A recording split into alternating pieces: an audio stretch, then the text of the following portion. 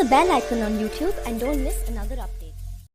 Russia Ukraine யுத்தம் ஆரம்பிச்சு ஒரு 6 மாதம் முடிஞ்சிருக்கு. அந்த காலகட்டத்துல ஐரோப்பா பெரிய அளவு ஒரு விஷயத்த பேசுச்சு. என்ன அப்படின்னா, ரஷ்யா இவ்வளவு தூரம் அதாவது 6 மாதங்களா தடுமாறுறதுக்கு ஒரே ஒரு காரணம் தான், நாங்க உக்ரைனை எப்ப ரஷ்யா கிரிமியாவை ஆக்கிரமிப்பு பண்ணுச்சோ அப்பல இருந்து உக்ரைனை சோவியத்தோட பாணியில இருந்து மெல்ல மெல்ல நாங்க மீட்டுட்டு வரோம். அதாவது யுத்தம் அப்படிங்கிறது சோவியத் பாணின்னு ஒண்ணு இருக்கு.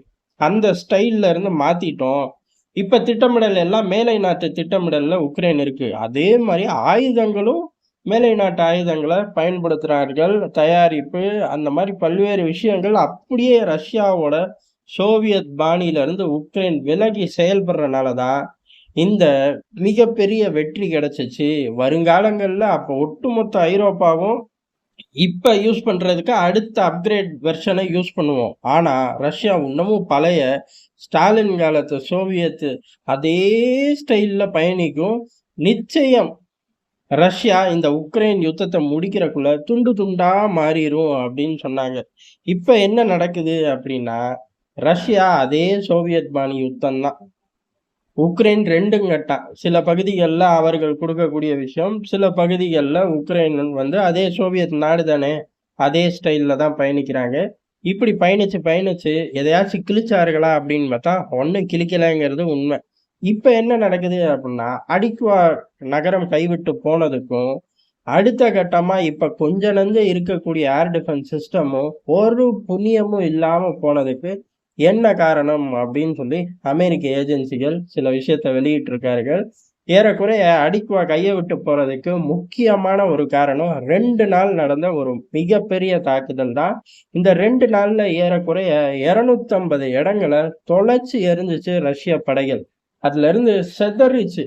உக்ரைனோட இராணுவமும் சரி, தளவாளங்களும் சரி செதறடிக்கப்பட்டுச்சு. இந்த 250 தாக்குதலும் பழைய சோவியத்தோட குண்டுகளை, அதாவது FAB 1500ங்கிற குண்டுகளை அப்டேட் பண்ணி அதை கைடட் மிசைல் மாதிரி மாத்தினது தான். இதுக்கான காஸ்டிங் ஜாஸ்தி அப்படின்னு அது ஒரு பாயிண்ட்டை தூக்கிக்கிறாங்க. காஸ்ட் வைஸ் ஜாஸ்தி தான், ஆனா இது பெரிய அளவுல பலன் கொடுத்துருக்கு. இதை எதிர்க்கிறதுக்கு உக்ரைன் கிட்ட எந்த ஆயுதமும் இல்லை. இதை எதிர்த்து வெவ்வேறு மாதிரி ஸ்ட்ராட்டஜி ஒர்க் அவுட் பண்ணவும் உக்ரைனுக்கு தெரியல. இதுதான் தோல்விக்கான காரணம் அப்படின்னு சொல்லியிருக்காங்க. இந்த தோல்வி கண்டினியூ ஆயிரும். ஒருவேளை ரஷ்யாவோட இந்த டெக்னாலஜியை பீட் பண்ற மாதிரி ஒன்றை வடிவமைக்கல, இல்ல களத்துல அது வேலை செய்யாம போற அளவுக்கு ஸ்ட்ராட்டஜியை மாத்தல அப்படின்னா தோல்வி உறுதி அப்படின்னு சொல்லியிருக்காங்க. ஆனா இது மட்டும் கிடையாது. சோவியத் பாணியில இருந்த பல விஷயங்கள் இன்னைக்கு மாறி போல, அதுல இருந்து அப்டேட் பண்ணியிருக்காங்க. இன்னைக்கு சூழ்நிலை களத்துக்கு தேவையானது மேலை நாட்டு ஆயுதங்களை கவுண்டர் பொசிஷன் எடுக்கிறதுக்கு இப்படின்னு ஏற்கனவே இருக்க ட்ராக்கை பல மடங்கு அப்கிரேட்லாம் பண்ணியிருக்காங்க. அதனால அதை ஈஸியா ரஷ்யாவால கையாள முடியுது. இன்னொன்று, ரஷ்யா போன்ற நாடுகளை எதிர்க்க முடியாது அப்படின்னு சொல்றதுக்கு முக்கியமான காரணம் என்ன அப்படின்னா, சப்ளை செயின் அவங்க வேற எங்கேயும் டிபெண்ட் பண்ணி இல்லை. என்னதான் புதுசா இவர்கள் டெக்னாலஜியை கொண்டு வந்தாலும் அவர்கள் கிட்ட பீட் பண்றதுக்கு கவுண்டர் பொசிஷன் எடுக்கிறதுக்கும் டெக்னாலஜி இருக்கு. பழைய டெக்னாலஜியை அப்கிரேட் பண்ணி இப்ப உள்ள களத்துக்கு சவால் விடுறதுக்கும் அவர்கள் கிட்ட எல்லா ரிசோர்ஸஸும் இருக்கு. இதைத்தான் முதல் நாள்லயே உலகம் சொன்னுச்சு, ரஷ்யாவை தோற்கடிக்கிறது ரொம்ப கஷ்டம் அப்படின்னு. ஆனா ஐரோப்பா வசதியா அதெல்லாம் மறந்துட்டு இஷ்டத்துக்கு கதை விட்டாங்க. அந்த கதையை யார் நம்பினார்கள்னு நமக்கு தெரியாது. மேபி உக்ரைன் மக்கள் நம்பி இருக்கலாம்.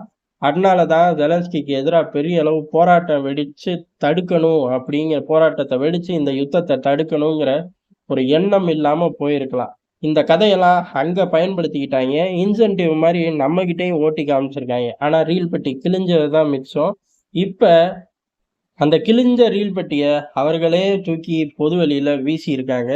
அப்படிப்பட்ட ஒரு விஷயம்தான் இந்த அடிக்குவால ரஷ்யாவை எதிர்க்க முடியாததுக்கு என்ன காரணம் அப்படின்னு ஒப்புதல் வாக்குமூலம் மாதிரி சொல்லியிருக்காங்க. இது எல்லாருக்கும் முதல் நாள்லயே தெரியுமேடா, இதே மாதிரி ஒரு சூழ்நிலை வரும், தரையில விழுந்து தவப்பீங்கடா அப்படின்னு.